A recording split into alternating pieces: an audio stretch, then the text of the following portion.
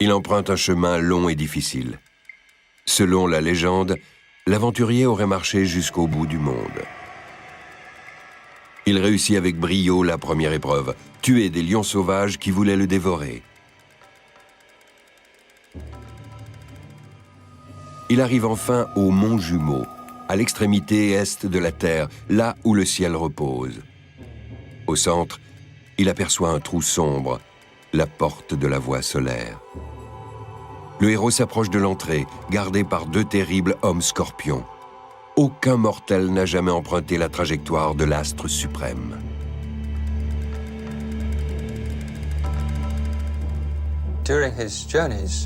Lors de sa quête de l'immortalité, Gilgamesh parvient au mont Mashu, qui se trouve au bout du monde.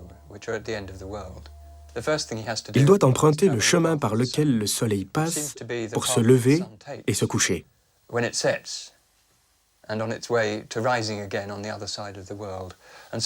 Gilgamesh engage une course contre le soleil. Il doit traverser le tunnel avant que l'astre ne le rattrape et ne le réduise en cendres. C'est la première étape de son voyage au-delà du monde habité par les hommes. C'est la découverte d'un autre monde. Le royaume de Sumer se trouvait entre l'Euphrate et le Tigre. Les montagnes de l'Iran et du Liban marquaient les confins du monde. Un tunnel passait à travers chacun des 2 plus hauts sommets. Le soleil se levait le matin à une extrémité et disparaissait le soir à l'autre. Au-dessus, les 7 cieux des dieux formaient une voûte. Sous terre, c'était le royaume des morts, un véritable monde parallèle. Plus profondément encore se trouvait l'océan d'eau douce qui alimentait les sources et les fleuves. Enfin, les eaux de la mort encerclaient tout l'univers connu. Pour l'époque, c'était une théorie visionnaire.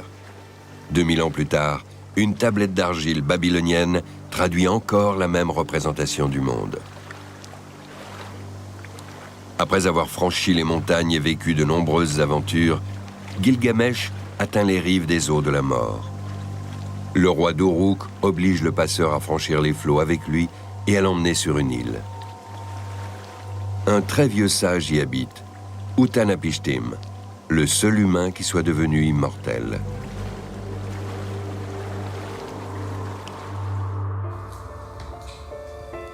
L'histoire qu'il raconte au roi évoque une violente inondation qui bouleversa le monde des hommes. Lorsque George Smith, l'Anglais qui le premier déchiffra l'épopée de Gilgamesh, tombe sur ce passage de la 11e tablette, sa surprise est de taille.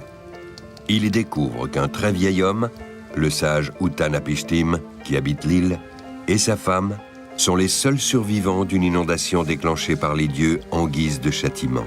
La ressemblance avec l'histoire de Noé et du déluge biblique est évidente. Selon des témoins, lorsqu'il a compris la portée de ce qu'il lisait, il s'est levé et a couru dans toute la pièce en retirant ses vêtements. Nous sommes portés à croire qu'il n'était pas complètement nu. Mais il était sûrement moins vêtu qu'il ne convenait à un employé de musée sous l'époque victorienne.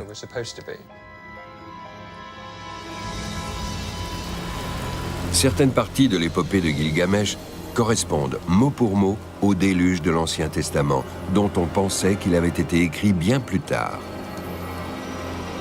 Ainsi, le sage Utanapishtim dit à Gilgamesh « Lorsque le 7e jour se leva, je pris une colombe et la lâchai. La colombe s'envola, mais elle revint. Puis je pris une hirondelle et la lâchai, mais elle revint. Je pris un corbeau, le corbeau s'envola et ne revint pas. » Utanapishtim et sa femme ont survécu au déluge parce qu'ils ont construit une arche sur ordre des dieux. Quand les eaux ont baissé, ils ont échoué sur une montagne. En 1872, la concordance des textes soulève une question dans l'opinion publique.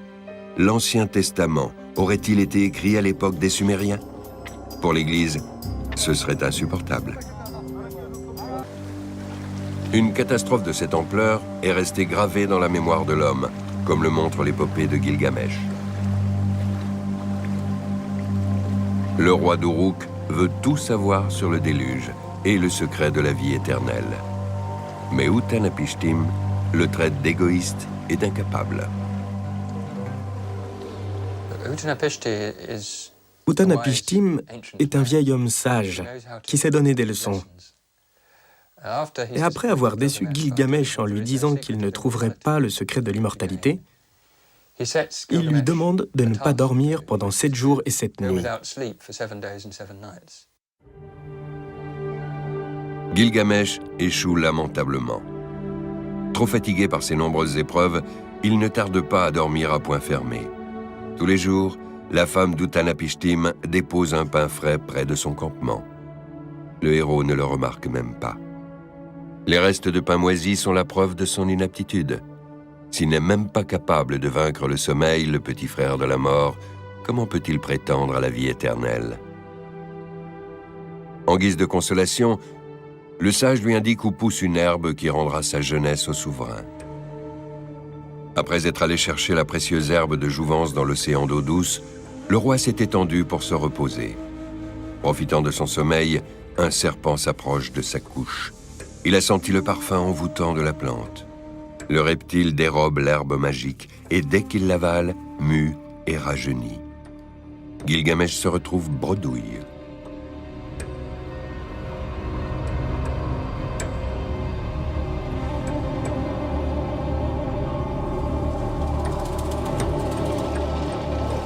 Au comble du désespoir, le roi entame une métamorphose intérieure.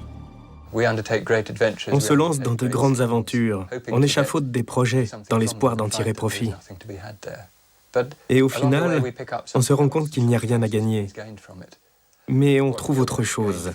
Gilgamesh n'a pas trouvé l'immortalité, mais la sagesse.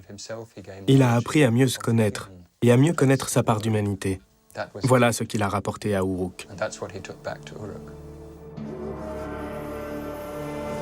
Sur la route qui le ramène à Uruk, Gilgamesh est plongé dans ses pensées. À présent que le long chemin de la connaissance est derrière lui, il doit accomplir sa destinée, protéger le peuple de Sumer et subvenir à ses besoins. Lui, le tyran qui se voulait l'égal des dieux, est devenu un bon berger, comme le raconte l'épopée. Gilgamesh a compris qu'il était mortel, comme tous les hommes, et que pour parvenir à la gloire éternelle, il lui fallait accomplir de grandes œuvres. Il s'y attelle sans tarder et met sur pied un gigantesque projet architectural qui doit faire d'Uruk une cité florissante. Il donne la fabrication de milliards de briques en pisé. Tous les ouvriers du royaume sont mis à contribution. Les bâtiments sont construits avec ce matériau qui a fait la réputation de la Mésopotamie. L'œuvre phare du souverain est le mur de protection qui entoure Uruk. Avec ses 11 km de long pour 9 de haut, c'est le plus grand rempart de l'Antiquité.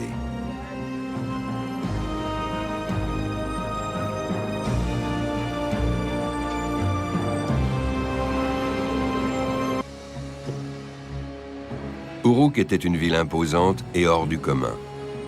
L'épopée vante sa démesure, chiffre à l'appui.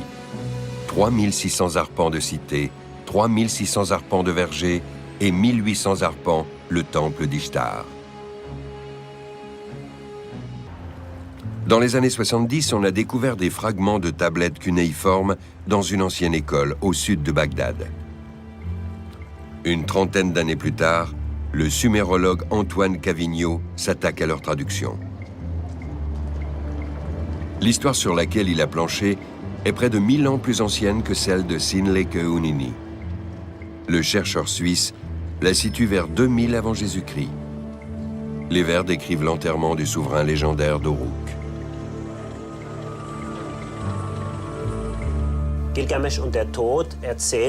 La tablette Gilgamesh et la mort raconte comment Gilgamesh meurt, comment on construit sa tombe au milieu de l'Euphrate et comment on l'enterre avec sa suite. Ils cernèrent l'Euphrate et en vidèrent l'eau. Les graviers se figèrent à la vue du dieu Soleil. Dans le lit de l'Euphrate, la terre sèche se brisa. Il fit construire la tombe en pierre, les murs en pierre, les verrous et le seuil de la porte en diorite très dur, et fit recouvrir les poutres d'or pur.